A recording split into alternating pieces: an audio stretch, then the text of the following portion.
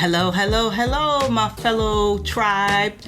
Welcome back to the Melanin Unicorn Podcast, the podcast where we explore how to elevate Black women, their presence, and make every interaction count.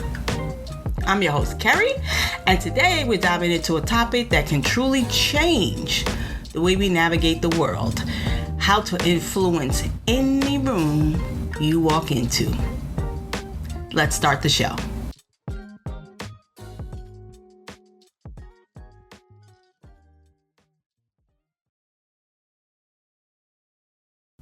Let's begin by first understanding the room. Influence starts before you even walk through the door. You need to do your homework. Who will be there? Or, as we like to say, who all over there? What are their goals, values, and concerns? Whether you're entering a corporate boardroom or a friend's dinner party, knowing the dynamics of the room helps you align your energy with the environment. And here's a tip: observation.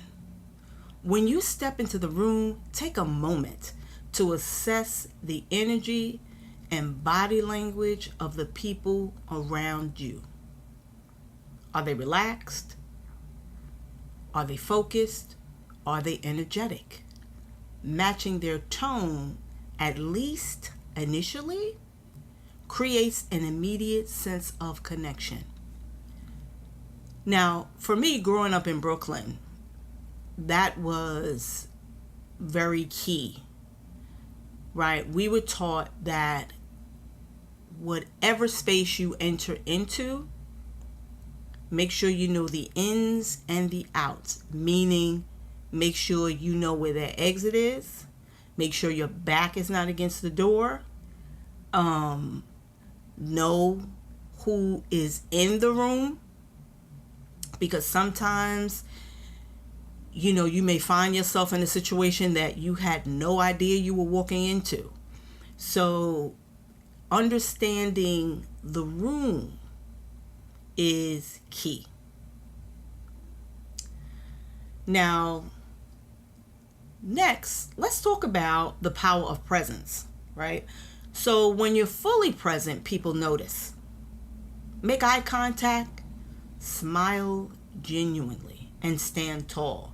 Your body language should exude confidence and approachability. Remember, your presence speaks before you say a single word. Now here's a fun exercise. Practice your entrance. Yes, your entrance. Walk into a room like you belong there, but with humility and grace. Think of it as a balance between confidence and curiosity. People are drawn to those who seem sure of themselves, but also open to others.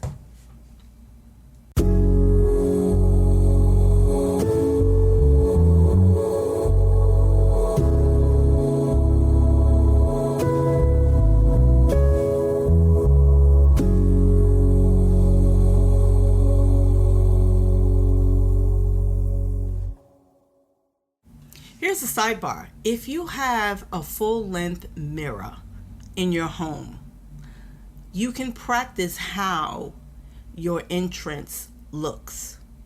Like, what is your gait like, right? So your gait is your posture. What is your posture like? What is your facial expression like? Sometimes we walk into a room and we have some anxiety. So the anxiety will cause us to lock our body up, lock up our facial expression, right? So as you're practicing walking towards the mirror, see what you look like, right? Sometimes one of the best things that I've learned is that you take a deep breath, hold for 4, and slowly release. And then everything about your posture and your face, if it was locked up, it just begins to relax. So, just a side note.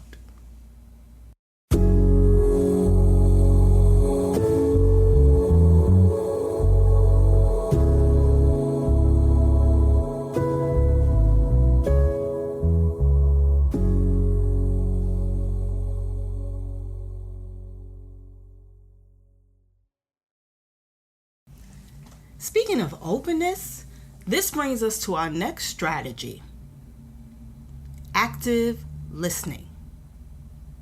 Influence isn't just about what you say, it's also about how well you listen. People feel value when they are truly heard. So ask thoughtful questions, listen without interrupting, and show that you are genuinely interested in what others have to say. So here's a key insight: repeat or reframe what the other person has shared, right? For example, you might say, if I'm understanding you correctly, you were saying, this not only clarifies the conversation, but also reinforces that you are indeed engaged. Now, let's shift gears to speaking with intention. When it's your turn to speak, when it's my turn to speak, we need to make our words count. We need to be clear, concise, and impactful. Avoid filler words. And don't be afraid of a pause. Sometimes silence can amplify your message.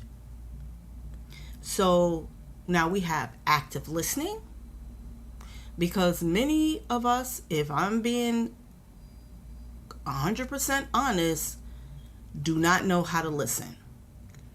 When a person is speaking, and I'm pretty sure you have experienced this yourself, when you are speaking, all of a sudden the other person starts speaking too. So how is that working? How, if I'm speaking, how as you, the other person, listening to what I'm saying? So now what I'm getting is, what I'm saying isn't important to you. It's not important because you're not actively listening to what I am saying, and vice versa. If the other person is speaking and then you just jump in and start talking, how is that validating to the other person? Again, you're not actively listening. You're just talking, and at that point, it's just, you're just speaking just to be speaking. And so you need to ask yourself, why do I do that? Or sometimes if a person notices, they will say, hey, let me finish my sentence. You don't need to start speaking when I'm speaking. Some people may find that to be very insulting, but actually I find that to be very, very wise, because the truth of the matter is, why are you speaking if the other person is speaking? And if I'm speaking, why is the other person speaking? Okay? So number 2 is speaking with intention. You don't have to say a whole paragraph to make impact. Sometimes 1 sentence, 2 sentences, 3 sentences, the most, are the most impactful, which I have found. So you don't have to ramble on because you feel like, oh, I gotta say something. No, 1 to 3 sentences max is something that you can say, and it will be not only impactful, but it will be powerful. And again, sometimes your silence is golden.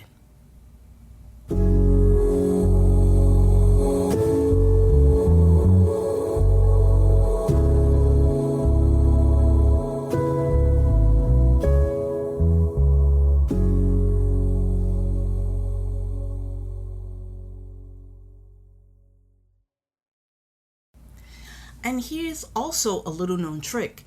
You can mirror the language and the tone of the person you're speaking with.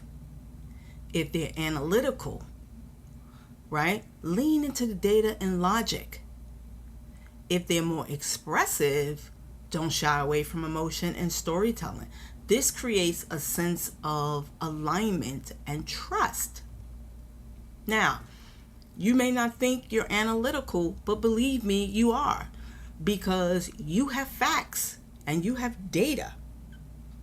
Sometimes we think that, well, that's not enough to mirror that conversation. No, it is perfect, because you can definitely mirror the conversation. Okay, and also with emotion and storytelling. Some people I've met are the most amazing storytellers. They just draw you in and are just so captivating, right? And so you may not think that you are a storyteller, but you are. You may not think that you really have emotion, but you do. We all do. Okay? And finally, let's talk about leaving a lasting impression. Okay? So before you exit the room, reinforce the connections that you've made. A simple follow-up can be like, I really enjoyed our conversation about example topic, or let's stay in touch can go a long way, because we never know what type of connections that we are making when we enter into a room. Sometimes connections are made before you even open up your mouth. It is actually the power of your presence as you entered that room. And let me tell you something. People may act like they're not looking. Oh, trust and believe they are definitely looking, because your presence alone is powerful. Your presence alone garners a, who is that? I would like to speak to this person. Okay? So remember, it's all about practicing. Again, if you have a full length mirror, which is great. And if you don't, if you just have your vanity mirror, that's fine too. You just walk in as if you are literally saying, I am here. Take notice. As a matter of fact, you have all been put on notice. Okay. And don't forget the power of gratitude. Thank the host. Thank the organizer, or even the person who sparked a meaningful conversation. Because gratitude not only makes others feel appreciated, but it also ensures you'll be remembered for the right reasons.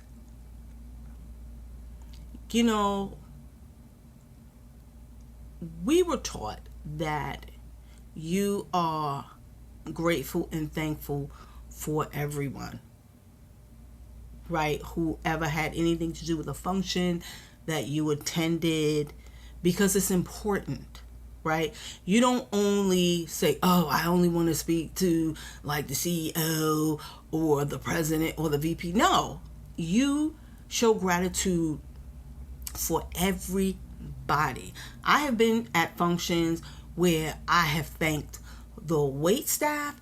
I've thanked the people who, when you go into the restrooms and there's somebody there that's handing you the towel after you wash your hands, I've thanked them. I've thanked the people, if I got a chance to meet them, who made the food. It is important to show gratitude, because what happens is showing gratitude opens up the door even wider for you to receive blessings.